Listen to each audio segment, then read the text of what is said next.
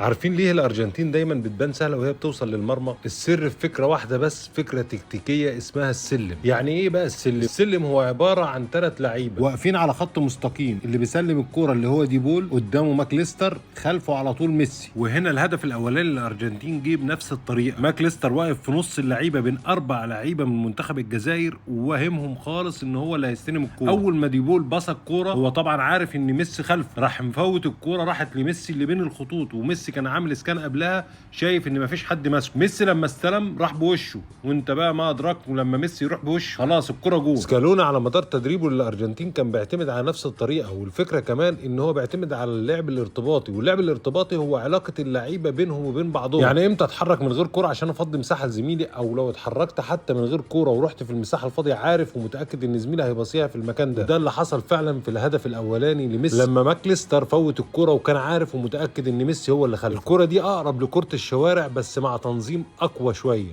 كان معكم محمود الجندي، ما تنساش اللايك والمتابعه، وبشكركم.